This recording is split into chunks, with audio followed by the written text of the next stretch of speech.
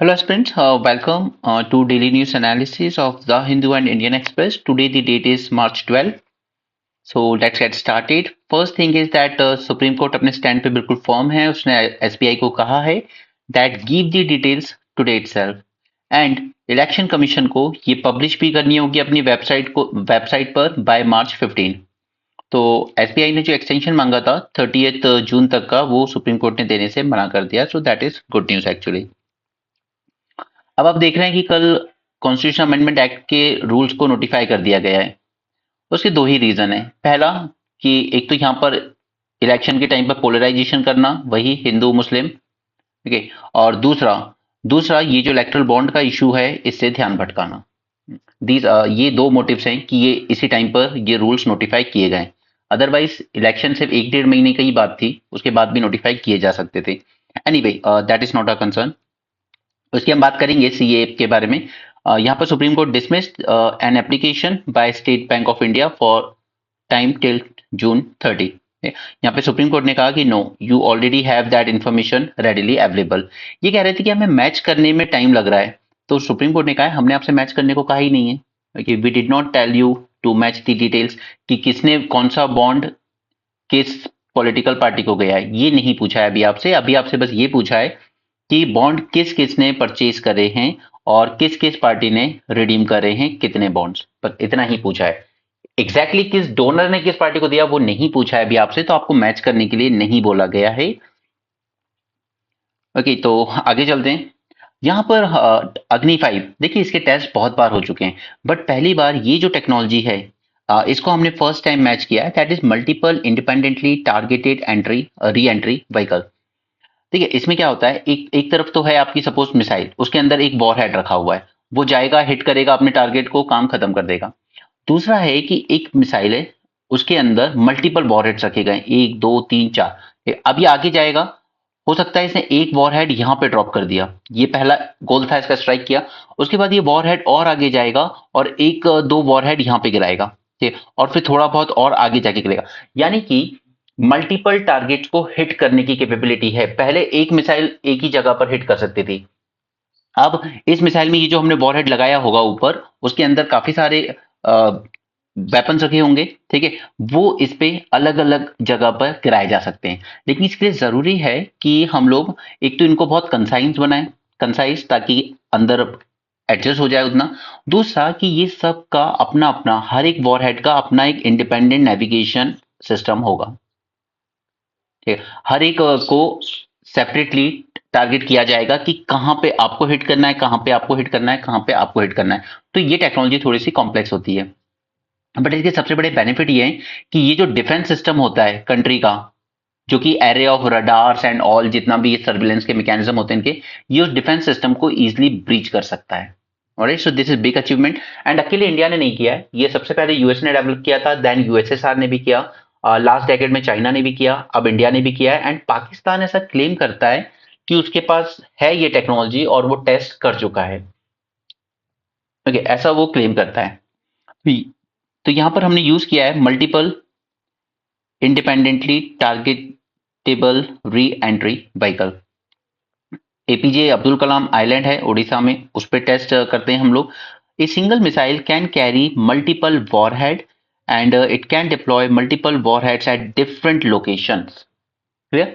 CA के rules की बात कर लेते हैं. तो इसके बारे में हम लोग पहले पढ़ चुके हैं दैट जितनी भी नॉन मुस्लिम पॉपुलेशन है जो इन 3 कंट्री से आई होगी, अफगानिस्तान, पाकिस्तान एंड बांग्लादेश, इनसे आने वाली नॉन मुस्लिम पॉपुलेशन, यानी कि एक्सेप्ट इस्लाम, सारे रिलीजन, वो इंडिया में अगर आए हैं इलीगली भी, without passport without visa, illegally भी आए हैं, तो उनको सिटीजनशिप यहां पर दे दी जाएगी. अब कट ऑफ डेट क्या रखी गई है, 2014, मई 2014.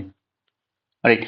अब इसमें कंसर्न्स क्या है. सबसे पहला कंसर्न आता है श्रीलंका साइड से. तमिलनाडु का कहना है कि श्रीलंका में भी तमिल माइनॉरिटीज का प्रोसिक्यूशन हुआ था, वो भी काफी सारे आके तमिलनाडु पे रह रहे हैं, तो इनको क्यों नहीं इंक्लूड किया है. सिर्फ ये 3 कंट्री क्यों, यहां श्रीलंका से जो हिंदू तमिल्स आए हैं उनको क्यों नहीं, सिर्फ अफगानिस्तान, पाकिस्तान, बांग्लादेश से आने वाले नॉन मुस्लिम से क्यों श्रीलंका का इंक्लूड नहीं किया. दूसरा, असम का बहुत बड़ा कंसर्न है. उसका कहना है कि हमारे यहाँ जितना भी असम अकॉर्ड साइन हुआ था राजीव गांधी गवर्नमेंट के टाइम, वो इसी बेसिस पर हुआ था कि बांग्लादेश से बहुत सारे हिंदूज या कह लीजिए नॉन मुस्लिम्स असम में शिफ्ट हो गए थे, ठीक है, काफी सारी पॉपुलेशन है उनकी। और जो असम अकॉर्ड हुआ था उसमें असम अकॉर्ड में एक सेक्शन 5 इंट्रोड्यूस किया गया था जिसने कहा था कि हम मार्च 1971 को कट ऑफ डेट मानेंगे, इसके बाद जितने लोग आए उन सबको बाहर भेज दिया जाएगा। लेकिन यहाँ पर ये जो कॉन्स्टिट्यूशन अमेंडमेंट एक्ट आया है, इसने तो इनको लीगल कर दिया है, क्योंकि कट ऑफ डेट इसने क्या रखी है, मई 2014। तो ये असम में अब इसके लिए अगेंस्ट हैवी प्रोटेस्ट होंगे, और बिल्कुल होंगे। ठीक। दूसरा, अब मिजोरम की तरफ आइए। त्रिपुरा मिजोरम में भी काफी सारी बांग्लादेशीज आके वहां रह रहे थे, चाहे वो हिंदू हो, क्रिश्चियंस हो, कुछ भी हो। बट मिजोरम के लोगों का ये कहना है कि यहाँ हमारे जो चिन कम्युनिटी म्यांमार में, म्यांमार भी इंक्लूड नहीं है, यहाँ से हमारे खुद के जिनसे मेरा रिश्ता है, जिन जो मेरी एथनिसिटी को बिलोंग करते हैं, जो एक फैमिली जैसे टाइज है हमारे, वो लोग आ रहे हैं अगर हमारे यहाँ, तो आप उनको इलीगल कह रहे हो कि हम इनको वापस निकालेंगे वापस। ठीक है। और आप बांग्लादेश से आए हुए हिंदुओं को कह रहे हो कि अगर वो आपके यहाँ के बस गए तो उनको नागरिकता देंगे। तो ये तो सीरियस फ्रॉड है, राइट। तो ये तीन चीजें इंपॉर्टेंट हैं। एक मिजोरम का कंसर्न, दूसरा असम का कंसर्न, और तीसरा तमिलनाडु का कंसर्न, राइट। फिर दूसरा एक कंसर्न आता है कि क्या ये हमारे सेक्युलरिज्म प्रिंसिपल को वायलेट कर रहा है, कि हम यहाँ सिटीजनशिप किस बेसिस पर दे रहे हैं, रिलीजन के बेसिस पर। तो क्या ये वर्थ है? तो वो कोर्ट एग्जामिन करेगा, कोर्ट में वो मैटर पेंडिंग है कि क्या ये हमारे सेक्युलरिज्म के अगेंस्ट जाता है। क्योंकि ऐसी कई मुस्लिम माइनॉरिटीज भी हैं, जैसे अहमदिया है पाकिस्तान में, उनको भी प्रोसिक्यूट किया गया है। उनमें से भी कई इंडिया में आए, लेकिन उनको हम नहीं देंगे सिटीजनशिप क्योंकि वो मुस्लिम है। और supreme court refuses to stay Sai Baba's acquittal. ये यूएपी के अंडर में इनको 10 साल तक जेल में रखा गया, और पिछली बार जब हाई कोर्ट ने बरी किया था, तब सुप्रीम कोर्ट ने इनको स्टे दे दिया था और फिर से फ्रेश एग्जामिनेशन करने को कहा था। ठीक है, 10 साल निकल गए इनकी लाइफ के यहाँ पर, और अभी जब इनको वापस से एक्विटल किया हाई कोर्ट ने, तो महाराष्ट्र गवर्नमेंट दोबारा पहुंच गई है सुप्रीम कोर्ट में स्टे लेने में, और सुप्रीम कोर्ट ने इस बार मना कर दिया है, हम नहीं स्टे करेंगे। ठीक है, क्योंकि देखिए अगर 10 साल में आप प्रूफ नहीं कर पाए हो कि ये आदमी के नक्सल्स के साथ लिंक थे या नहीं, तो अब क्या कर लोगे? आपने ऑलरेडी उनके 10 साल खराब कर दिए हैं। देखिए ये शो हम पहले डिस्कस कर चुके हैं 2 दिन पहले। ये सीए के बारे में मैंने आपको सारे केसेस बता दिए हैं, जो भी citizenship to undocumented people belonging to Hindu, Sikh, Buddhist, Parsi, Jain communities from Pakistan, Afghanistan and Bangladesh. Okay, इनको 6 टाइप के डॉक्यूमेंट्स प्रोवाइड करने होंगे अपनी एंट्री स्पेसिफाई करने के लिए। आप बर्थ सर्टिफिकेट शो कर सकते हो, tenancy record, identify papers, any licence, educational certificate issued by government in Afghanistan, Pakistan और Bangladesh. This will enable the minorities persecuted on religious ground to acquire citizenship in our nation. Okay, तो आगे चलते हैं। यहाँ पे मोदी जी लॉन्च करने वाले हैं वन स्टेशन वन प्रोडक्ट। अब बात यह है कि एक-एक छोटे-छोटे लॉन्च करने जाते हैं मोदी जी, और 2 करोड़ रुपए खर्च कराते हैं। एक केरल में जाके झंडी भी दिखानी है, अगर हरी झंडी, तो उसमें भी 2 करोड़ रुपए खर्च कराते हैं पूरे फंक्शन। पता है, आप दौर का एक्सप्रेस वे ले लीजिए, कोई वंदे भारत का इनॉग्रेशन ले लीजिए, ना रेल मिनिस्टर कहीं पे मिलेगा आपको, ना कहीं पे आपको रोड मिनिस्टर मिलेंगे, सिर्फ हर जगह मिलेंगे तो सिर्फ प्रधानमंत्री जी। राइट, उसके बाद फिर कहते हैं कि मोदी कोई मीडिया के थ्रू नहीं बना है। एनीवे छोड़ो। यहाँ पर Karnataka bans the use of colouring agent in cotton candy and गोभी मंचूरियन।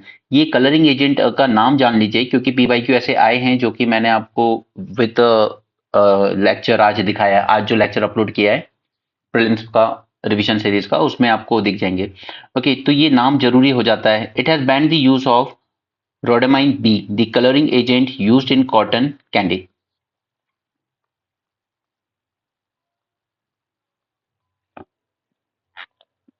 ओके, हमने इस पे पूरी बात की है, financial transfer specially southern states का जो कंसर्न था उसको लेकर। ठीक है, तो ये सब वो फॉर्मूले हैं जो फाइनेंस कमीशन 12, फाइनेंस कमीशन 13, 14, 15 ने एग्जामिन की है। ये क्राइटेरिया यूज करते हैं। Vertical devolution from centre to states, horizontal devolution between the states, कि किस स्टेट को कितना मिलेगा। अब देखिए इसमें 2 टर्म समझिएगा। एक तो पॉपुलेशन एक क्राइटेरिया बन जाता है, तो साउथ स्टेट इस बात से बड़े नाराज हैं कि इनकी पॉपुलेशन ज्यादा है नॉर्थ की, तो इनको ज्यादा शेयर चला जाता है पूल में से। अब रुपी के कंटेक्ट में मैंने बताया था, अगर रेवेन्यू में 1 रुपए जनरेट कर रही है स्टेट गवर्नमेंट, तो इस 1 रुपए में से अगर बिहार ने 1 रुपए जनरेट कर रहा है, तो सेंटर के पास उसको वापस रिटर्न आता है 6 रुपीज। ओके, काफी काफी ज्यादा है। लेकिन सदर्न स्टेट की जब बात आती है, तो 1 रुपए रेवेन्यू वो जो जनरेट कर रहे हैं, उसके बदले में उनको हार्डली 0.5, 0.4 इस तरह का अमाउंट वापस रिटर्न आता है। राइट, तो एक तो कंसर्न है पॉपुलेशन। दूसरा दूसरा कंसर्न उनके लिए बनता है, ये है आपकी इनकम डिस्टेंस। इनकम डिस्टेंस क्या होता है, पहले इस वर्ड को समझ लीजिए। इनकम डिस्टेंस का मतलब है कि हमारे इंडिया में सबसे ज्यादा जो रिच स्टेट है, या जिस स्टेट में इनकम सबसे ज्यादा है लोगों की पर कैपिटा इनकम, उससे कितना डिस्टेंस पे वो स्टेट है जिसकी इनकम सबसे कम है, लोवेस्ट। ठीक है, यानी कि अगर मैं यहां पे रख दूं महाराष्ट्र को स्टेट विद हाईएस्ट इनकम, यहां रख दूं बिहार को, ठीक है, तो ये कहलाता है इनके बीच का इनकम डिस्टेंस। राइट, जितना इनकम डिस्टेंस ज्यादा होगा उतना ज्यादा इनको शेयर मिलेगा, और इसलिए बिहार को, यूपी को, इनको शेयर ज्यादा मिल जाता है। राइट, और ये पॉपुलेशन क्राइटेरिया जो यूज किया गया था 2011 का किया गया था, तो सदर्न स्टेट्स पे ऑलरेडी नाराज थे। इससे पहले ये फ्रीज कर दिया गया था 1971 की पॉपुलेशन पर, ताकि कोई ज्यादा लॉस ना हो सदर्न स्टेट को। लेकिन 2000 में जब ये क्राइटेरिया यूज किया तो इनको प्रॉब्लम हुई इस चीज से। तो फाइनल देखिए, पहले टू फाइनेंस कमीशन 13 तक कितना दिया जाता था वेटेज, 25 को। फिर 14 ने इसको दो पार्ट में बाइफरकेट किया, 17.5 एंड 10। 10 दिया गया डेमोग्राफिक चेंज को, यानी कि जिन्होंने पॉपुलेशन कंट्रोल के अच्छे मैसेज लिए होंगे उनको इंसेंटिव मिलेगा। तो सदर्न स्टेट्स का कंसर्न यहाँ पे थोड़ा सा कम करने के लिए किया था। फिर पॉपुलर डेमोग्राफिक चेंज का वेट हमने थोड़ा सा और बढ़ा दिया, ठीक है, और 2011 की पॉपुलेशन पूरी तरीके से ले ली हमने 15%। राइट, लेकिन ये वेटेज देखिए 45% वेटेज जाता है इनकम डिस्टेंस को। तो सदर्न स्टेट कहते हैं चलिए हमारी पर कैपिटा इनकम ठीक है, लेकिन ये तो कोई बात नहीं होती ना, आप उधर पॉपुलेशन बढ़ती रहेगी, आपकी यहाँ वो गरीबी रहेगी हमेशा, तो इनकम डिस्टेंस तो रहेगा। पॉपुलेशन ज्यादा है तो पर कैपिटा इनकम वैसे ही कम हो जाती है आपकी। तो सदर्न स्टेट चाहते हैं कि ये 45% का जो शेयर है इसको कम किया जाए। राइट, बट फिर अगेन वो बात आ जाती है कि सोशल जस्टिस की, क्योंकि एक इकोनॉमी इसी बेसिस पे फंक्शन करती है ना एक कंट्री की, जो अमीर स्टेट्स हैं उनसे लेके थोड़ा सा गरीब स्टेट्स को दिया जाए, या जो अमीर आदमी है उससे ज्यादा टैक्स लेकर गरीब में बांटा जाए। सोशल इक्वालिटी यही होती है। राइट, तो इनकी एक डिमांड ये है कि इनकम डिस्टेंस को ठीक ठाक किया जाए कुछ। नेक्स्ट, सेंट्रल गवर्नमेंट ने स्टेट गवर्नमेंट्स की फिजिकल डिसिप्लिन को एनकरेज करने के लिए टैक्स एफर्ट, आप अपने टैक्स रेवेन्यू बढ़ाने के लिए क्या कर रहे हो। जैसे स्टेट गवर्नमेंट के पास अधिकार है कि वो एग्रीकल्चर इनकम पे टैक्स लगा सकती है, बट कोई स्टेट गवर्नमेंट नहीं लगाती। ठीक, तो इसको प्रमोट करने के लिए भी वेटेज दिया गया था 2.5। अब 16 फाइनेंस कमीशन जो सेटअप होगा वो क्या क्राइटेरिया यूज करेगा वो टाइम बताएगा। ओके, सो ये जो इनका कहना है कि इनकम डिस्टेंस वाला क्राइटेरिया का वेटेज कम कीजिए, तो the equalisation principle has always been regarded in India and elsewhere as key principle governing distribution income and social justice की बात है ये। ठीक है, तो इनकम एंड सोशल जस्टिस भी अचीव करनी है तो वो कम नहीं किया जा सकता। The main reason for loss of southern state is this income distance criterion 45% वाला। तो फिर इसके लिए हम क्या कर सकते हैं। एक तो परेशानी ये है कि सेंटर ने अपना सेस और सरचार्ज बहुत इंक्रीज करके जो डिविजिबल पूल है ओवरऑल उसी का साइज बहुत कम कर दिया है, सेस सरचार्ज से ज्यादा इनकम कर रहे हैं। तो इसका पहला सॉल्यूशन आप जो नोट डाउन करना चाहिए आपको, कि there should be a limit, there should be a limit on cess and surcharge to 10% of centre's gross tax revenue. यानी कि आप अपने ग्रॉस टैक्स रेवेन्यू जो आ रहा है आपका, उसका 10% से ज्यादा सेस या सरचार्ज नहीं हो सकता। आपको टैक्स बढ़ाना है तो फिर आप प्रॉपर जीएसटी बढ़ाइए ताकि वो स्टेट के साथ शेयर हो। ये नहीं कि आप सेस और सरचार्ज के फॉर्म में बढ़ाओगे, क्योंकि सेस और सरचार्ज स्टेट गवर्नमेंट के साथ शेयर नहीं किया जाता है। तो इस पे लिमिट बनानी चाहिए एक, ये पहला रिकमेंडेशन है। Second is the adoption of income distance criteria and giving it a weight as high as 45%। तो इस वेट को थोड़ा सा रिड्यूस किया जा सकता है बाय 5 to 10%, ताकि सदर्न स्टेट्स के कंसर्न को कम किया जा सके। ओके, तो ये दो पॉइंट हैं जो आपको नोट करने होंगे अपने नोट्स में। और ये इनकम डिस्टेंस क्या होता है वो मैंने आपको समझा दिया है। Court did well to thought SBI attempt to delay details of electoral bonds. तो चलिए वो तो ठीक है, अब देखते हैं क्या निकल के आता है उस डिटेल में से, तब डिस्कस करेंगे उसको। एक ट्राइब, यहाँ पर एक ट्राइब है वेस्टर्न घाट्स में, ये इनका ये कहना था कि यहाँ पर देखिए हमें जो फॉरेस्ट प्रोड्यूस वगैरह मिलता है वो तो सब मिडिल मैन जो है वो सब खा जाते हैं प्रॉफिट पूरा, हमें कुछ नहीं मिलता। तो ये लोग इन्होंने प्रेफर किया कि हम केरल में जाके एज ए लेबर का काम करना शुरू कर दिया ट्राइब्स ने। बट हुआ क्या कि वहां से इन्होंने एक नई बीमारी पाल ली, दैट इज अल्कोहल। और अल्कोहल कंजम्पशन इनके यहाँ बहुत ज्यादा हो रहा है। ये कर्नाटका की बात है। ट्राइब का नाम है फानी येराबा ट्राइब। इन लोगों को फाइनली अपने लैंड राइट्स मिल गए थे अंडर फॉरेस्ट राइट्स एक्ट, लेकिन even they were not interested in that, कि हमें लैंड राइट्स तो मिल गए बट उन्हें कोई इंटरेस्ट रहा ही नहीं। वो प्रेफर कर रहे हैं to work as a daily labourers या फिर agriculture labourer in primary occupation of these forest dwellers, जो कि मोस्टली केरल में आते हैं। और जो माइनर फॉरेस्ट प्रोड्यूस मिल सकते हैं, फ्यूल वुड, हनी, और उसके अलावा ये लोग धूप कलेक्ट करते हैं जो इसमें यूज होती है ना अगरबत्तियों में। उसके बाद शिकाकाई जो कि सोप और इवन शैम्पूस वगैरह में भी यूज होती है। बट उनका कहना है कि इन सब से कोई फायदा नहीं होता हमें, हम लोग सिर्फ अपने कंजम्पशन भर का कलेक्ट कर लेते हैं।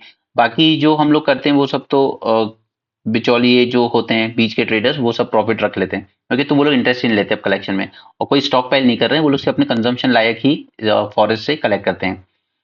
अब प्रॉब्लम ये शुरू हुई that this entire community was found to be intoxicated state due to alcohol abuse.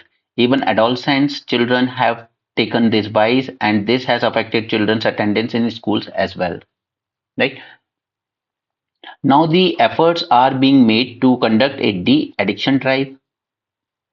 Such issues do not get enough attention in the policy matters in the state. Only a few communities, which are numerically dominant among the scheduled tribes, have been gaining the benefits over recent years. Okay, तो अपन को सिर्फ ये tribe का नाम काम का था, लेकिन दूसरा सिर्फ उसमें बताना ये था कि कैसे वो लोग अपने ट्रेडिशनल जो फॉरेस्ट लाइफ स्टाइल उससे दूर हो गए हैं, एज अ लेबर काम कर रहे हैं। एंड ये जो शराब है इस बीमारी से सब खराब कर देता है ये।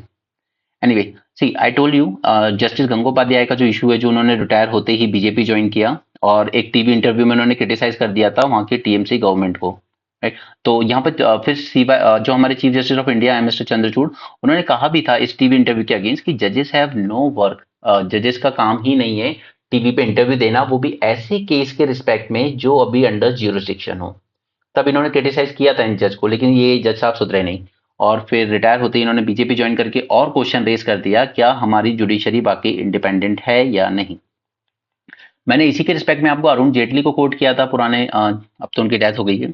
उन्होंने कहा था कि देखिए ऐसा नहीं है कि प्री रिटायरमेंट जजमेंट्स जो होते हैं जजेस के, वो पोस्ट रिटायरमेंट बेनिफिट से इन्फ्लुएंस नहीं होते हैं।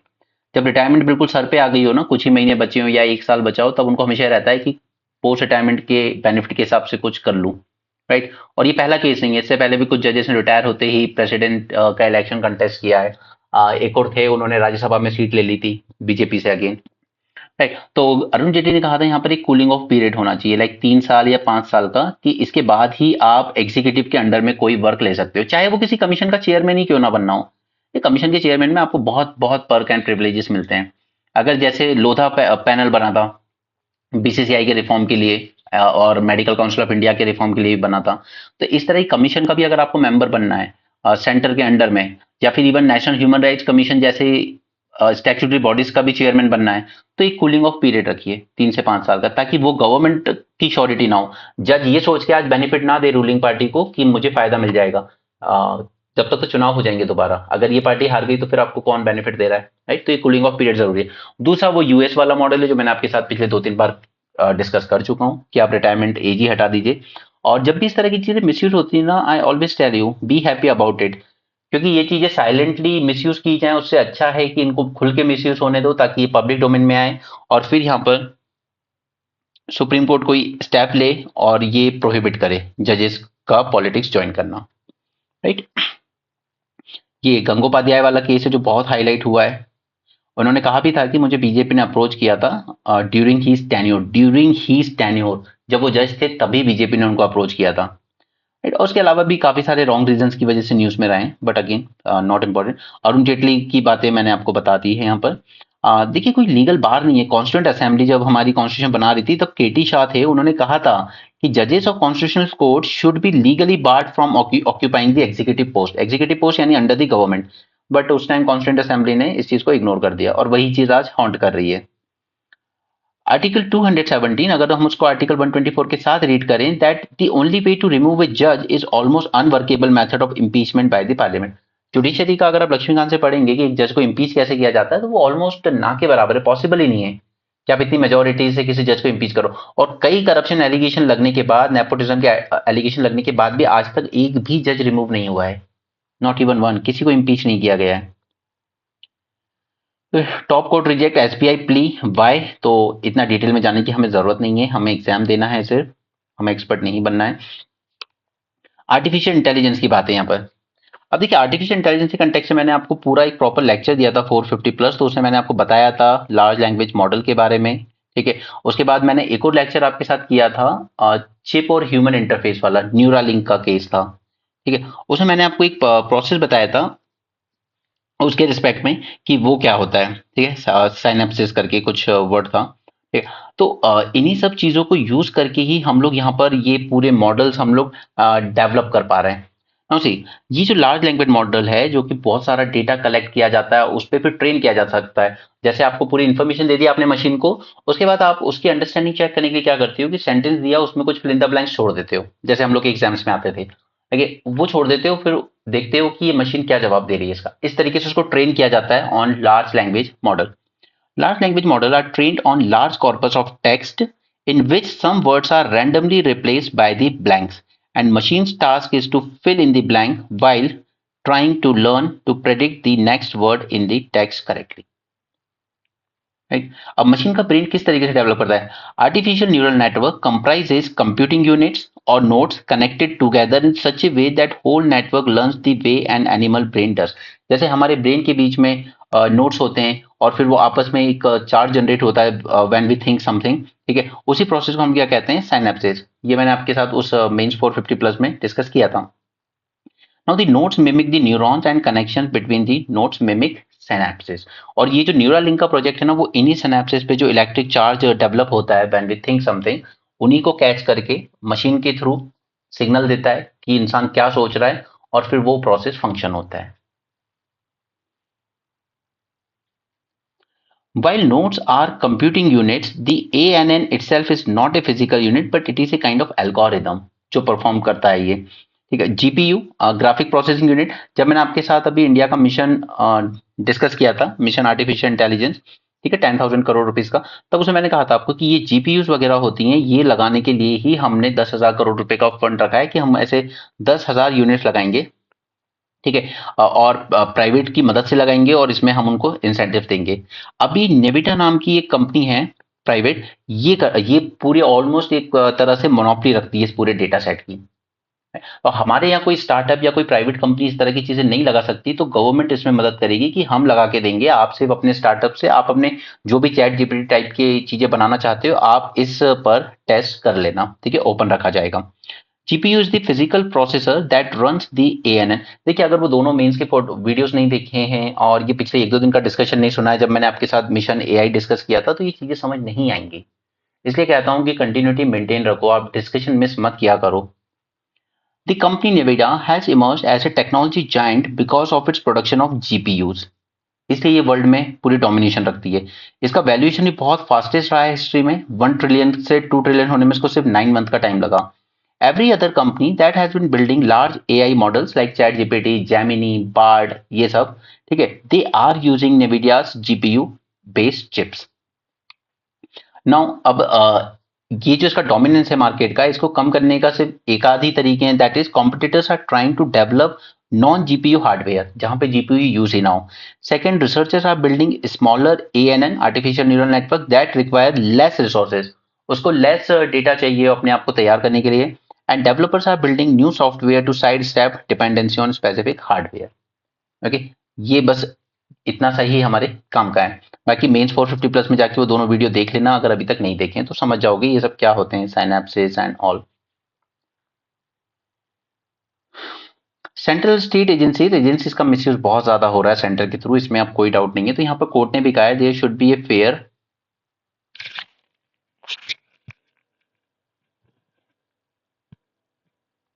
there should be a fair and transparent mechanism to take probe to a logical conclusion and ask which agency would investigate if a central employee commit an offense in course of duty। अब तमिलनाडु में क्या हुआ कि ED का एक officer था, कोई अंकित तिवारी करके, उसने कुछ ब्राइब ली और तमिलनाडु पुलिस ने उसके अगेंस्ट केस रजिस्टर कर दिया ब्राइबरी का। वहां की जो एंटी करप्शन ब्यूरो था तमिलनाडु का, उसने। अब ईडी चाहती है कि ये जो ब्राइब का केस है अगेंस्ट दिस मिस्टर तिवारी, ये हमें ट्रांसफर कर दिया, यानी सेंट्रल एजेंसीज को, ठीक है, और तमिलनाडु पुलिस इस पे अपना कंट्रोल छोड़ दे। तो इसको लेकर वो सुप्रीम कोर्ट भी गए थे। तो यहाँ पर यही सब है कि ये सुप्रीम कोर्ट डिसाइड करेगा, बताएगा कि which agency should investigate if a central employ commit offence in course of duty, right. और फिर एक मैकेनिज्म होना चाहिए, ऐसा नहीं कि प्रोब चल रही है किसी के अगेंस्ट, सडनली वो बीजेपी ज्वाइन कर लेता है और फिर ईडी आके कह देता है कोर्ट में वो फाइल गुम गई है, मिल नहीं रही है। ये हुआ महाराष्ट्र के एक लीडर मिनिस्टर हैं छगन भुजबल, उनके केस में। Bhojshala temple Kamal Maula mosque complex in Dhar district, ये हमारे मध्य प्रदेश में आता है। अब इसको लेकर भी एसआई ने यही कहा है, to conduct scientific survey of Bhojshala complex. और ये फैक्ट है भी, हिस्ट्री में कई मंदिरों को तोड़कर ही मस्जिद में कन्वर्ट की गई है, बट अगर आप ऐसे खोदने जाओगे तो फिर यही सब करते रह जाओगे। Okay, data on poll bond can give crucial information, ये एक्टिविस्ट का कहना है, तो वो तो टाइम बताएगा जब डेटा शेयर होगा। अब देखिए यहाँ पर एक रिपोर्ट आई है, इस रिपोर्ट को ध्यान रखिएगा, डेमोक्रेसी रिपोर्ट इंडेक्स 24 रिलीज कौन करता है ये भी जानना जरूरी है, Gothenburg based V Dem institute. इसने कहा है that India which was downgraded to status of electoral autocracy, last time जब रिपोर्ट आई थी 2018 में, तब इसको कहा गया था इलेक्ट्रल ऑटोक्रेसी, यानी इलेक्शन तो हो रहे हैं बट एक तरह से ऑटोक्रेसी ही चल रही है। इन्होंने कहा है कि ये और ज्यादा डिक्लाइन कर गई है इंडिया में, it has further decline to emerge as one of the worst autocratisers, ये इंडिया के कंटेक्स्ट में कहा जा रहा है। और हमारा मीडिया दिखाता है कि डंका बज रहा है इंडिया का ऐसा नहीं है। लिबरल इसके क्राइटेरिया देख लीजिए, 4 तरह की रिजीम की बात ही करता है। एक है लिबरल डेमोक्रेसी, ठीक है, जैसे कि ये स्कैंडिनेवियन कंट्रीज वगैरह हैं। दूसरी है इलेक्टोरल डेमोक्रेसी, जहां पर इलेक्शन फ्री एंड फेयर होते हैं, जैसे कि हमारे यहाँ होते थे कभी। और फिर आती है इलेक्टोरल ऑटोक्रेसी, जहां इलेक्शन हो तो रहे हैं बट वो फेयर नहीं है, ठीक है, जैसे पाकिस्तान में अभी हुए। और फोर्थ है क्लोज ऑटोक्रेसी, मतलब वो north Korea type, Russia type, Russia भी उसी केस में आएगा, वहां इलेक्शन होते हैं बट नाम मात्र के, वो जीतना पुतिन को ही होता है। एनीवे उसके अलावा रिपोर्ट ने ये भी बताया है, freedom of expression, clean elections and freedom of association और सिविल सोसाइटी। सिविल सोसाइटी के रिस्पेक्ट में मैंने बताया कितने सारे एनजीओ को हॉन्ट किया गया under the new FCNR rules. Protest lined up in north east after CAA rules notified, ये होना ही था, स्पेशली असम में। Organisation representing indigenous communities call for united fight against the act. कि इनका कहना है कि आप नॉन आसमिस पीपल, चाहे वो हिंदू हो, क्रिश्चियन हो, कोई भी हो, लेकिन आप उनको नॉर्थ ईस्ट में सेटल कर रहे हो, ये कोई डंप यार्ड नहीं है Assam. All Assam students union united fight against the controversial act CAA which threatens the language, culture and existence of Assamese people. We can not allow Hindu Bangladeshis to be dumped on us. और उनका concern सही भी है। यहाँ पर हमने cut off date क्या रखी है, दिसंबर 31, 2014, जबकि असम अकॉर्ड का मौखरी बना दिया है इन्होंने। 1985 में जब असम अकॉर्ड हुआ था, उन्होंने कहा था कि March 24, 1971 is the cut off date, और इस डेट के बाद जो भी आए हैं असम में उनको निकाला जाएगा, ठीक है। अब लेकिन अब आपने डेट ही चेंज कर दी दिसंबर, यानी कि जितने भी नॉन मुस्लिम रह रहे थे बांग्लादेशी आके असम में, वो सब अब लीगल हो जाएंगे। Protests have also been lined up in other northeastern states like Meghalaya and Tripura. Right? और अगर मिजोरम में भी काफी सारे बांग्लादेशी अगर सेटल हुए ना, जो कि अभी हमें नहीं पता है, लेकिन अगर ऐसा हुआ है तो वो भी प्रोटेस्ट करेंगे कि जहां हमारे खुद के टाइज हैं इनके साथ, उनको तो आप आने नहीं दे रहे हो और इधर से बांग्लादेशियों को हमारे यहाँ सेटल कर रहे हो। ओके, तो प्रोटेस्ट होंगे। बट सच्चाई पता है, कॉन्स्टिट्यूशन ये जो सिटीजनशिप एक्ट है ना, इसकी सच्चाई ये है कि 90% people don't know why they are happy and 90% don't know why they are protesting. ये सच्चाई है। प्रोटेस्ट जो लोग करते हैं ना, उनके पास जाके पूछोगे, दे हैव नो आइडिया कि हम क्यों कर रहे हैं ये। Okay, China register protest against PM visit to Arunachal, वो हमेशा करता रहता है। दलाई लामा जाएं या हमारे प्रेसिडेंट जाएं या फिर प्राइम मिनिस्टर जाएं, वो इस तरह की चीजें बोलता रहता है। ओके, सेला टनल इनॉग्रेट करने गए थे प्राइम मिनिस्टर, तो उसने अपना प्रोटेस्ट दर्ज कराया है। सुप्रीम कोर्ट पैनल, यहाँ पे पैनल बनाया गया था 3 लोगों का, तीनों विमेन जजेस ही थी। उन्होंने कहा है कि situation is worrying in Manipur even now. अब अगर इस आदमी ने ड्रोन परचेज किए हैं टर्की से, चाइना से, तो इन्होंने कहा था कि ये हमें ऐसा गिफ्ट मिल रहा है फ्री ऑफ कॉस्ट। लेकिन अगर आप परचेज कर रहे हो टर्की से, जिस देश के पास खाने को नहीं है, वो अगर इस चीजों में अपने पैसे बर्बाद कर रहा है, तो अगेन जो मैं आपको हमेशा कहता हूं, when citizen sleep then they suffer. देखिए, इसलिए कहा गया है everyone get the government that they deserve. Okay, people get the government that they deserve. हम सब लोगों से भी यही हुआ था। 2014 में मीडिया ने इतना बेवकूफ बनाया, इतना बेवकूफ बनाया कि लोगों ने ये मान लिया कि हाँ हाँ, मोदी जी का आना तो मतलब देश के लिए वरदान है और ये कांग्रेस सबसे भ्रष्ट है। जबकि मनमोहन सिंह वॉज, अगर आज आप कंपेयर करो, तो he was the finest prime minister. That country will realise later. उन्होंने अपनी लास्ट प्रेस कॉन्फ्रेंस में कुछ वर्ड्स कहे भी थे, that it would be a disaster if Narendra Modi becomes the prime minister. आप यूट्यूब पे जाके देख सकते हैं video. And he also said that history will be more kinder to me than the media. इस लेवल का क्रिटिसाइज किया गया। बट उस टाइम सब लोग ये मान रहे थे कि मीडिया बहुत अच्छा काम कर रहा है, मीडिया सब कुछ एक्सपोज कर रहा है। बट सच्चाई ये थी कि मीडिया पहले से ही बिक चुका था, वो फंडिंग ले रहा था कॉर्पोरेट से, कि किस तरीके से हमें एक पर्टिकुलर आदमी को प्राइम मिनिस्टर बनाना है या एक पर्टिकुलर पार्टी को पावर में लाना है। बट उस टाइम पब्लिक ने सोचा नहीं था कि कभी कोई ये नहीं मान सकता था कि 99% मीडिया बायस्ड हो जाएगा। हमारे ये जो सेलिब्रिटीज है, so called cricketers, celebrities, film star, ये सब करते हैं। जैसे एक जूही चावला का मैं स्टेटमेंट बताता हूँ।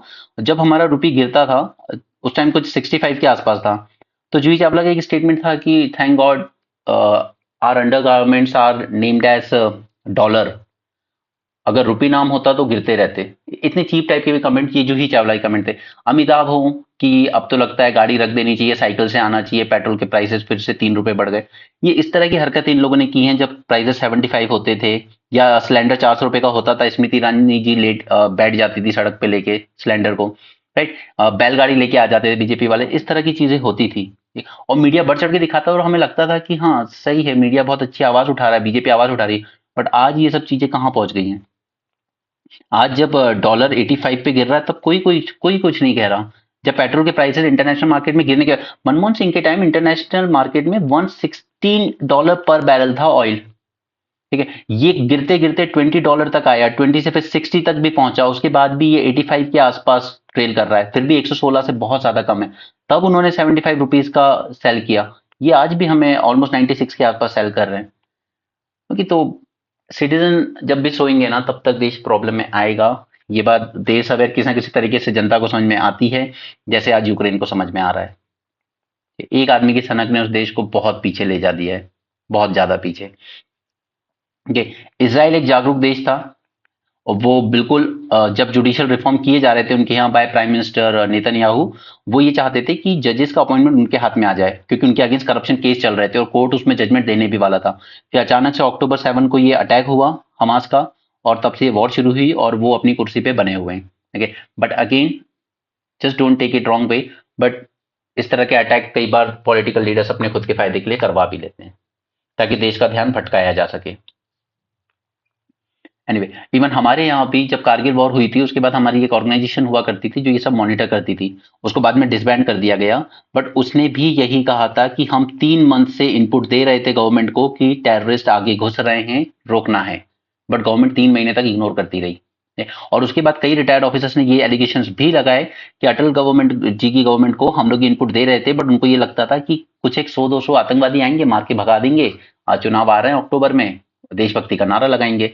बट सच ये था कि वो सिर्फ आतंकवादी नहीं निकले, वो पूरी पाकिस्तान की फोर्स निकली। और फिर कारगिल में हमने करीब करीब अपने 3,000 जवानों को शहीद करवा लिया। ये मुझे उस बॉडी का एग्जैक्ट नाम याद नहीं है, मैं आपको नेक्स्ट टाइम जरूर गूगल करके बताऊंगा।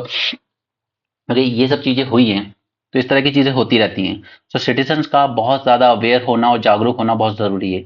बट इस वक्त तो क्या ही बोले। इवन कनॉट पैलेस पे ये इंटरव्यू वगैरह करते रहते हैं न्यूज वाले, उसमें सच में अच्छे खासे एजुकेटेड कॉलेज के टॉप हाईली एजुकेटेड बच्चे भी, नहीं नहीं वो तो राहुल गांधी तो आलू से सोने की बात करते हैं। यार वो पूरा वीडियो भी नहीं पता उनको, बस व्हाट्सएप पे जो फॉरवर्ड हो जाता है वो बोल देते हैं। वो कोट कर रहे थे प्राइम मिनिस्टर मोदी को, प्राइम मिनिस्टर मोदी का स्टेटमेंट है वो, आलू से सोना बनाएंगे। एनीवे, तो यहाँ पर ये ड्रोन बेस तैयार करेंगे ऑन नूनू आइलैंड, एटॉल एक तरह का।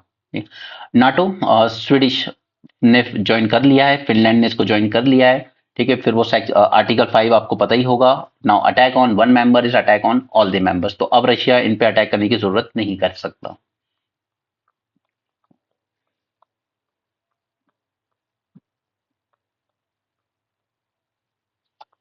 ओके, आज साइंस पेज में ऐसा कुछ काम का है नहीं। एक सेकेंड, ये क्या हो गया? जस्ट अ सेकेंड, ये साइंस पेज था, बट आई डोंट नो क्यों नहीं खुल रहा है। चलो कोई नहीं, इंडियन एक्सप्रेस पे चलते हैं। उसमें काम का था भी नहीं आज साइंस पेज में। Okay, let's start with Indian express.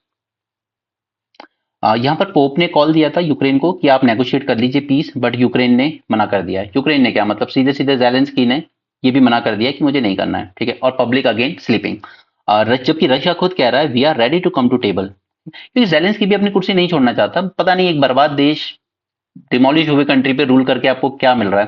Okay, Russia का सिर्फ एक ही कंसर्न था कि आप नाटो की तरफ ना जाएं।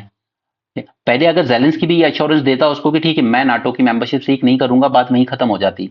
लेकिन खुद अश्योरेंस देना तो दूर की बात है। अब रशिया का स्टैंड है कि रिजीम चेंज करनी है हमें, हमें प्रो रशियन रिजीम चाहिए यूक्रेन की कुर्सी पर। तो जेलेंस्की हैज टू गो, अगर ये वॉर खत्म होनी है तो this person has to go. यहाँ पे हिजबुल्ला, हिजबुल्ला मैंने आपको बताया पहले, इसराइल के ऊपर है लेबनान, वहां पे हिजबुल्ला नाम का टेररिस्ट ग्रुप एक्टिव है जो कि एक्चुअली शिया मुस्लिम ग्रुप है and it is supported by Iran. और सीरिया, सीरिया में ही ये टेरिटरी लाई करती है जिसको कहते हैं हम गोलन हाइट्स। गोलन हाइट्स ये इसराइल ने ऑक्यूपाई कर रखी है, जबकि यूएन कह चुका है कि this territory belongs to Syria और ये इसराइल को रिटर्न करना चाहिए, बट इसराइल रिटर्न नहीं करता है। तो ऊपर से इसराइल इस पे अटैक करता रहता है, ड्रोन अटैक, ठीक है।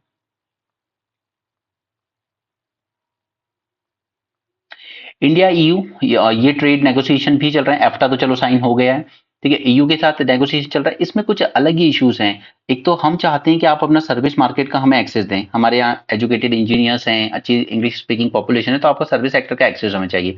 इन्हें चाहिए हमारे एग्रीकल्चर सेक्टर का एक्सेस, कि आप अपना एग्रीकल्चर मार्केट खोलिए, ठीक है। और दूसरा इनको ये है कि हमारी जो पेटेंट रिजीम है, जो कंपलसरी लाइसेंस हम लोग दे देते हैं अपनी फार्मास्यूटिकल कंपनीज को, ये चाहते हैं ये पेटेंट रिजीम और स्ट्रेंथन की जाए, ठीक है। तो ये कुछ नेगोशिएशन है, बट अब इलेक्शंस वगैरह आ रहे हैं, मॉडल कोड आ जाएगा फोर्स में, तो ये नेगोशिएशन अभी हाल फिलहाल के लिए टाल दिए गए, ठीक है। ये सारी चीजें मैंने आपके साथ डिस्कस की हुई है इन FTA 2.0 नाम का वीडियो बनाया था हमने 450 प्लस में। वहां पे हमने सारी बात की थी कि ईयू के क्या कंसर्न है, इंडिया के क्या कंसर्न है।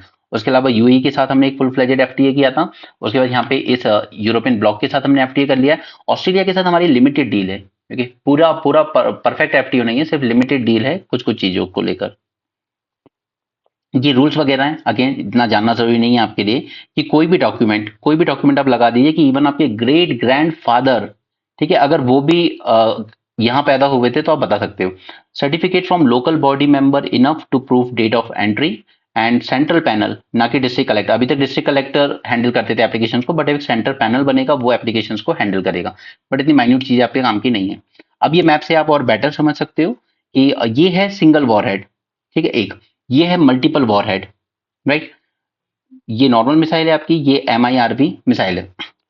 अब देखिए यहां से ये चला, ये मिसाइल चलो अलग हो गया, ये अलग हो गया, फिर ये वॉरहेड एक यहां गिरा दिया, एक यहां गिरा दिया, एक यहां गिरा दिया, मल्टीपल टारगेट्स आपने अचीव कर लिए। Each re entry vehicle can be independently targeted and they are all launch from one missile but hit different target. एक ही मिसाइल से लॉन्च करेंगे बट हम मल्टीपल टारगेट्स को हिट कर सकते हैं इसके थ्रू, तो अच्छी टेक्नोलॉजी है। सुप्रीम कोर्ट ने रिजेक्ट कर दी SBI की प्ली, वो हमने देख ली है। आगे चलते हैं। I don't think small I harbour big dream, prime minister. हाँ, बिग ड्रीम आप हार्बर कीजिए वो ठीक है, लेकिन गंगा एक्सप्रेस वे पे जब CAG की रिपोर्ट आई थी कि 18 करोड़ पर किलोमीटर की कॉस्ट थी, जिसपे आपने बिलिंग की है 250 करोड़ पर किलोमीटर, ठीक है। और उसके बाद आपने CAG के ऑफिशियल्स का ट्रांसफर कर दिया केरल में, उस पर भी जवाब देना चाहिए। बट ये काम है मीडिया का क्वेश्चन करना, बट मीडिया तो डिफेंड करने आ जाता है गवर्नमेंट को। Anyway, call for mass protest in Assam, तो वो बात हमने कर ली है। PM led committee to meet to select 2 election commissioner, ये मैंने आपको डे बिफोर यस्टरडे का जो एनालिसिस किया है उसमें मैंने आपके साथ पूरा बिल ही डिस्कस कर दिया था, इलेक्शन कमीशन अमेंडमेंट एक्ट जो आया 2023 में। तो अब उसके अंडर पहली बार अपॉइंटमेंट होगी, पहली बार उसके अंडर में 2 इलेक्शन कमीशन की अपॉइंटमेंट होगी। तो वो देखने लायक बात होगी कि क्या अब फेयर वर्क करता है ये सिस्टम या नहीं, क्योंकि इस बार लीडर ऑफ अपोजिशन की इन्वॉल्वमेंट रहेगी उसमें। Okay, next is with CAA Modi government underlines delivered all that we promise, but वो श्रीलंका वाला इशू बहुत इंपॉर्टेंट है। जो तमिल्स वहां से परसिक्यूट होके आए वो भी हिंदू ही हैं, उनका भी ध्यान रखना था। और म्यांमार से जो चिन पीपल आ रहे हैं जो कुकीज के ही एथनिक टाइज रखते हैं, उनका कंसर्न भी जरूरी है। और असम का जो कहना है कि फिर वो असम अकॉर्ड का क्या, वो तो मॉकरी था, जोक था वो तो ये तीनों कंसर्न भी एड्रेस करने चाहिए आपको CAA के साथ। और देखिए यहाँ लिखा भी है BJP hopes to make gain in Bengal, कि अधिकतर बांग्लादेश से जो नॉन मुस्लिम्स आए थे वो बंगाल में शिफ्ट हुए हैं, वो ये इनको सिटीजनशिप देके एक तरीके से अपना वोट बैंक बनाना चाहते हैं, बस ये इतनी सी बात है। बट अगेन वो सब पॉलिटिकल बात है। Whenever I spoke from Red Fort about women empowerment, Congress ridiculed me, Mr. Modi. ये बहुत झूठ बोलते हैं, ठीक है, बहुत ज्यादा। क्योंकि अगर आपको विमेन एम्पावरमेंट का इतना ही अच्छा है तो फिर आप फिर आपको रेसलेस वाले मैटर पर भी बोलना था, ठीक है। जबकि विघ्नेश फोगाट ने सीधे कहा कि मैंने 1 साल पहले मोदी जी से जब एक उसमें मिले थे ये लोग फंक्शन में, तब उसने डायरेक्ट बोला, कन्वे किया था कि इस तरह की चीजें हो रही हैं रेसलिंग फेडरेशन में, 16 साल की बच्चियों के साथ भी हो रही हैं, राइट। तब मोदी जी कुछ नहीं बोले। मणिपुर में लड़कियों ने न्यूड परेड करवाया गया, तब भी आप कुछ नहीं बोले, ठीक है। हाथरस में एक लड़की को जला दिया गया ताकि सबूत मिट जाए, आप कुछ नहीं बोले। उत्तराखंड में आप ही की बीजेपी की मिनिस्टर का बेटे के होटल में अंकिता भंडारी के साथ रेप और मर्डर हो गया, पर आप कुछ नहीं बोले। और उस होटल से सबूत मिटाने के लिए उस होटल को बुलडोज भी कर दिया गया। ओबियसली वीआईपी गेस्ट थे, जबरदस्ती करवाना चाहते थे, तो उस होटल को भी गिरा दिया गया। इतने बड़े बड़े 4 हाई प्रोफाइल केस हो गए विमेन्स के अगेंस्ट और आप कुछ नहीं बोले। और आप कहते हैं कि कांग्रेस मेरा मजाक उड़ाती है जब मैं विमेन एम्पावरमेंट की बात करता हूँ। तो अगर आप उसके बाद भी इनके फैन हैं तो god bless. First batch of Indian military personnel leave Maldives as per reports. Okay, तो फाइनली इस आदमी ने वो कर ही लिया जो उसने प्रॉमिस किया था इलेक्शन के टाइम, ठीक है। एंड वी से कि हम तो, हमारी फॉरेन पॉलिसी बहुत अच्छी चल रही है। अच्छी चल रही है व्हेन इट कम्स टू कि हम किसी प्रेशर को सुकम नहीं करते। ये हम पे प्रेशर बनाया गया कि आप क्रिटिसाइज कीजिए रशिया को, हमने नहीं किया, ये बिल्कुल नहीं किया। तो उस सेंस में ठीक है। लेकिन अपने खुद के अगर नेबरहुड में देखेंगे हम तो बहुत ज्यादा प्रॉब्लम है। चाइना की स्ट्रेटेजीज को हम काउंटर कर ही नहीं पा रहे हैं सब कुछ करके भी। उसकी जो स्ट्रिंग ऑफ पर्ल्स है उसको हम लोग डायमंड ऑफ नेकलेस से काउंटर नहीं कर पा रहे हैं। Okay? ये सब क्या होते हैं ये सब मैं आपके साथ मेंस में डिस्कस करूंगा। बट अगेन नेपाल के साथ डिस्प्यूट चल रहा है, काला पानी लिम्पादुरिया का, ठीक है। श्रीलंका तो चलो अभी इकोनॉमी के बाद सुधर गया थोड़ा, अदरवाइज वो भी चाइना की गोद में बैठा था। म्यांमार, आज वहां पर जो लड़ाई चल रही है उसमें मिलिट्री रिजीम हो या वो एथनिक वॉरियर्स हो, वो सब चाइना की गोद में बैठे हुए हैं, ठीक है। सिमिलरली बांग्लादेश, चलिए वहां पर हमारी प्रो इंडियन रिजीम जरूर है शेख हसीना की, बट अगेन इन्वेस्टमेंट फोरे आप देखेंगे तो चाइना का इन्वेस्टमेंट बहुत अच्छा खासा बढ़ रहा है वहां भी। म्यांमार में क्याकपी पोर्ट है उसको डेवलप किया, पाकिस्तान में गौधार पोर्ट डेवलप कर रखा है उसने, श्रीलंका पे हम्बन टोटा पोर्ट ले रखा है। ये सब उसकी स्ट्रिंग ऑफ पर्ल्स थ्योरी का पार्ट है। हमने भी कुछ कोशिशें की हैं under diamond of necklace of diamond करके, ठीक है। वो सब बाद में डिस्कस करेंगे मेंस के टाइम। यहाँ पे मैड्रास हाई कोर्ट था, उसने रूलिंग दी थी कि सिर्फ चाइल्ड पॉर्न डाउनलोड करना या देखना कोई क्राइम नहीं होता। तो सुप्रीम कोर्ट ने कहा दिस इज एट्रोशियस, ओके, उसको सुप्रीम कोर्ट एग्जामिन करेगा। Terming as atrocious, Supreme Court on Monday agreed to hear a plea challenging Madras High Court ruling, which said that mere downloading and watching child pornography is not an offence under POCSO Act and Information Technology Law. तो इसको supreme court दोबारा examine करेगा। Information technology act 2000 में section 67B है, it accused person must have publish, transmitted, created material depicting children in sexually explicit act, ठीक है। अब देखिए यहाँ पर वर्ड्स पढ़िए कि उसने पब्लिश किया हो या फिर ट्रांसमिट किया हो यानी किसी को भेजा हो, या फिर क्रिएट किया हो वो मटेरियल खुद से चाइल्ड पॉर्न का। तो ना तो इस आदमी ने पब्लिश किया था, ना ट्रांसमिट किया था, ना ही उसने क्रिएट किया था। तो इस वजह से मैड्रास हाई कोर्ट ने कहा कि सिर्फ डाउनलोड करना या देखना क्राइम नहीं है। तो अब सुप्रीम कोर्ट उसको एग्जामिन करेगा, ओके, या तो इसकी सेक्शन की लैंग्वेज चेंज करे फिर government. With vacancies in poll body election, this election commission जो बिल आया था amendment, it will be tested in letter and spirit. तो ये मैं सारा आपके साथ डिस्कस कर चुका हूँ, ठीक है। एक सर्च कमेटी बनेगी पहले अंडर कैबिनेट सेक्रेटरी, वो रेकमेंड करेगी 5 नाम। उसके बाद ये जाएगा सिलेक्शन पैनल में। सिलेक्शन पैनल में होंगे प्राइम मिनिस्टर, एक कैबिनेट मिनिस्टर और तीसरे लीडर ऑफ अपोजिशन, ठीक है। और इनके पास एक पावर ये दी गई है कि अगर आपको ये 5 नाम पसंद ना आए तो सिलेक्शन पैनल इनके अलावा भी छठा नाम कोई अपनी मर्जी से सिलेक्ट कर सकता है। यहाँ पे ऑब्वियसली बात है, कैबिनेट मिनिस्टर प्राइम मिनिस्टर का वोट तो एक ही जगह जाना है, तो 2:1 से अपॉइंटमेंट हो ही जाएगा, तो लीडर ऑफ अपोजिशन फिर भी किसी काम का नहीं रहेगा। तो ये सिस्टम वैसे ही है जैसा पहले था। दी ओनली थिंग इज कि एक लीडर ऑफ अपोजिशन को अपना व्यू रखने का टाइम मिल जाएगा, ओके, एक फोरम मिल जाएगा कि मैं भी अपने व्यूज रख सकता हूँ कि आप जिसको सिलेक्ट कर रहे हो वो ठीक है या नहीं। और फिर ये पब्लिक में आगे तो फिर वो बोलते ही हैं कि जिनको सिलेक्ट किया उनके ये ठीक नहीं था, वो ठीक नहीं था, ठीक है। उसके अलावा जो हमारा इलेक्शन कमीशन ऑफ इंडिया है, ये चीफ इलेक्शन कमिश्नर के अलावा और कितने मेंबर्स होंगे ये डिसाइड किया जाता है बाय प्रेसिडेंट, ठीक है। बस ये 3-4 इसके मेन फंक्शन है जो कि मैं डे बिफोर यस्टरडे आपके साथ अच्छे से डिस्कस कर चुका हूँ। Supreme court direction on coal electoral bond are clear, ठीक है। जब कुछ देगा एसबीआई तब देखेंगे। पेंसिलिन के बारे में हमने बात की थी कि पहले हमारे यहाँ हुआ करते थे पेंसिलिन, ये सब एपीआई है, ठीक है। ये यूज होते हैं अलग अलग फार्मेसीज द्वारा मेडिसिन बनाने में, ये इनपुट रॉ मटेरियल है इनका। बट द थिंग इज कि हमने 90s में जब अपना ये खोला मार्केट, तब चाइना के एपीआई ने पूरा मार्केट फ्लड करके रख दिया, और हमारी जो खुद की इंडस्ट्री थी जो ये सब फॉर्मूला बनाती थी वो सब खत्म हो गई, और हम और ज्यादा डिपेंडेंट हो गए चाइना के आने वाले एपीआईज पर। बट जब कोविड आया तो चाइना ने अपने वहां पर लॉकडाउन लगाया, इससे सब डिस्टर्बेंस हुआ, और इससे सिर्फ इंडियन मार्केट को दिक्कत नहीं हुई, बट इंडिया को फार्मेसी माना जाता है पूरे वर्ल्ड की, तो वर्ल्ड में भी जो दवाइयां जाती थी उनकी भी शॉर्टेज हुई। तो फिर पीएलआई स्कीम के अंडर में हमने प्रमोशन किया, और अब हम वापस से रिज्यूम करने जा रहे हैं पेंसिलिन का प्रोडक्शन।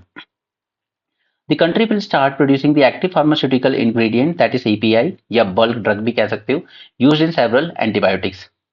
यहाँ पे प्रोडक्शन ऑफ पेंसिलिन या pen G it will resume this year. ये फेज आउट कर दी गई थी 1990s में because markets were flooded with cheaper alternative from China. When supply chains were disrupted following China's stringent regulation in the industry, तो API shortage हुई, जिसकी वजह से सीधे रेमिफिकेशन हुए इंडिया की बॉर्डर के बाहर भी, क्योंकि पूरा वर्ल्ड को जेनरिक मेडिसिन इंडिया प्रोवाइड करता है। We are known as pharmacy of the world. तो और ये resumption thankful to PLI scheme. इसका जो सेटअप करना होता है इनिशियल कॉस्ट, ये काफी ज्यादा कॉस्ट इंटेंसिव होती है, इसलिए किसी कंपनी ने इसमें इंटरेस्ट लिया नहीं था। It involves a complex fermentation and extraction process, that's why drug manufacturers find it prudent to outsource this production. इसलिए जो ड्रग मैन्युफैक्चरर वो खुद से एपीआई नहीं बनाते हैं, वो आउटसोर्स कर देते हैं किसी और कंपनी को। Chinese penicillin makers have been producing well below their capacity. Minister of health and family welfare, इसने कहा था that India need more than 13,000 million dosages of penicillin in next 3 years to deal with bacterial infection that cause rheumatic fever. तो हमारे पास already इसकी काफी shortage है। उसके अब इसके ऑल्टरनेटिव भी होते होंगे पेंसिलिन के, ऑफकोर्स होते हैं। उसी में से एक ऑल्टरनेटिव है एजिथ्रोमाइसिन। ये पेंसिलिन को सब्सटीट्यूट कर सकता है, बट द प्रॉब्लम इज कि ये हमारी बॉडी में जो एसेंशियल बैक्टीरिया होते हैं उनको भी हार्म करता है, जो नेचुरली प्रेजेंट होते हैं। तो उससे पेशेंट और ज्यादा वल्नरेबल हो जाता है, इसलिए हम इस ऑल्टरनेटिव को ज्यादा रूल यूज नहीं कर सकते। पीएलआई स्कीम ये प्रोवाइड करती है 20% का support for first 4 years and 15% for 5th year and 5% for 6th year। India still import close to 90% of all API for antibiotics. ये सब मत जानो इतना डिटेल में, पावर्टी वगैरह को पढ़ के कुछ नहीं होगा। हमने एक सेशन किया था पावर्टी पे 450+ पे, उसपे हमने सारी कमिटीज देख ली थी, लगड़वाला, तेंदुलकर, रंगाराजन, ये सब हमने उसमें जान लिया था। ये जीएन साईं बाबा के केस पे ये मिस्टर अश्विनी कुमार, ये कांग्रेस के टाइम लॉ मिनिस्टर थे, बट इन पर भी अच्छे खासे एलिगेशन थे कि ये सीबीआई की फाइल पहले खुद देखते थे, उसके बाद सीबीआई कोर्ट में सबमिट करने जाता था। ठीक है, तो even he is not that good. इनका जो साईं बाबा का केस है उसमें वही बात निकल के आ रही कि merely downloading information about Naxal philosophy और even sympathizing with their philosophy would not invite the rigors of UAPA. Okay, and that the prosecution has failed to establish an active role of the accused with particular incidents of violence and terrorism. सिर्फ वेग allegations लगाए गए इन पे और उनके 10 साल खराब कर दिए गए कि प्रोसिक्यूशन प्रूफ ही नहीं कर पाया। ओके, आगे चलते हैं। ये सब फालतू की बातें हैं। सीए का इशू है, मैंने आपको शॉर्ट में समझा ही दिया है सारी चीजें। इसमें केस की हियरिंग नहीं हुई है सिंस दिसंबर 22। ठीक है, अभी भी ये लिस्टेड ही है कोर्ट के सामने। आर्टिकल 14 को ही चैलेंज किया गया है यहाँ पे, that state shall not deny to any person equality before law और equal protection of laws within the territory of India. The petitioner argued that using religion as a qualifier or filter violates the fundamental law of equality। तो ये court examine करेगा जब भी वो case की सुनवाई करेगा, whether the state is discriminating against Muslim or not। There is also a larger issue of whether making religion a ground for eligibility of citizenship violates secularism or not। और Assam accord की बात है तो ये मैंने आपको ऑलरेडी समझा दिया है द हिंदू में। ये मिसाइल की बात है जो हमने समझ लिया है किस तरीके से फंक्शन करती है। Traditional missiles carry a single warhead और weapon and goes and hit the intended target, जबकि MIRV है it can accommodate multiple warheads to strike a separate target. They can all be made to hit the same location to one after another, जिससे complete annihilation हो सके। ठीक है, कि एक ही मिसाइल में 5-6 वॉरहेड है बट वो एक ही जगह पे गिरेंगे लेकिन रुक रुक के। Use of nuclear warheads can bring the opposition to its knees. अब इसी में अगर आपने न्यूक्लियर वॉरहेड यूज कर दिए वो भी मल्टीपल, तो देश ही खत्म हो जाएगा। यूएस ने बनाया था, फिर सोवियत यूनियन ने बनाया था, बट काफी कॉम्प्लिकेटेड टेक्नोलॉजी थी। इसमें आपको बहुत ही वॉरहेड जो है आपके छोटे छोटे होने चाहिए, मिनिएचराइज, और इन सब वॉरहेड का अपना separate guidance and navigation control system होना चाहिए जो उनको सिक्वेंशियली रिलीज करे। फ्रांस के पास है, यूके के पास है, चाइना के पास है, पाकिस्तान भी क्लेम करता है we have tested this system as well, but we are not sure. इसका सबसे बड़ा बेनिफिट है ability to penetrate missile defence system. The missile defence system is a network of technologies aimed at detecting, tracking, intercepting and destroying an incoming missile. इसलिए मैं कहता हूँ कोई कितना भी क्लेम कर लेना कि मिसाइल डिफेंस सिस्टम है हमारे पास, तो इसराइल का फेल हुआ ना मिसाइल डिफेंस सिस्टम इस बार. ये कोई कितना भी क्लेम कर ले हमारे पास ये है वो है, हम तो वॉर जीत जाएंगे, ऐसा नहीं है. पाकिस्तान कोई छोटा स्टेट नहीं है, वो अच्छा खासा न्यूक्लियर पावर कंट्री है. अगर आप सोचते हो कि हम पीओके छिना लेंगे उससे या ये कर लेंगे, तो उसमें होगा कुछ नहीं. म्यूचुअल डिस्ट्रक्शन होता है. दो न्यूक्लियर पावर स्टेट अगर टकराते हैं तो म्यूचुअल डिस्ट्रक्शन होगा, चाहे आप जितना मर्जी डिफेंस सिस्टम बना लीजिए. Okay, now it involves the deployment of sophisticated radars, communication system, interceptor missile, etc. But ये सब फेल हो जाती हैं इसके सामने. Multiple warhead each with an independent trajectory. ये पॉइंट याद रखिए अपने एग्जाम के लिए. ये मल्टीपल वॉरहेड जो हैं इसमें हर एक की इंडिपेंडेंट ट्रेजेक्टरी होगी. That can make the job of tracking and intercepting extremely difficult and complicated. इसलिए कोई भी डिफेंस सिस्टम इसके सामने टिक नहीं पाता है, फेल हो जाता है. Okay. It also has the capability to cause crippling damage in response strike. तो हमने अग्नि सीरीज लॉन्च की थी राजीव गांधी के टाइम. अग्नि सीरीज अग्नि 1 से लेके 4 तक हमने 700 से लेके 3500 किलोमीटर की रेंज होती है, बट ये सिंगल पेलोड कैरी कर सकते थे. फिर हम अग्नि 5 भी लेकर आए, तो पहले तो हमने सिंगल पेलोड के साथ ही टेस्ट किया. उसके बाद अब हमने MIRV टेक्नोलॉजी के साथ टेस्ट किया है, और ये 5000 किलोमीटर तक मार कर सकती है एंड इंटरकॉन्टिनेंटल रेंज में भी जा सकती है. इंटरकॉन्टिनेंटल रेंज जाने के लिए यानी आपको अर्थ सरफेस से ऊपर जाना पड़ता है करीब 5500 किलोमीटर. ठीक है, 5500 किलोमीटर एंड अबव, तब कहते हैं कि हम इंटरकॉन्टिनेंटल रेंज में पहुंच गए.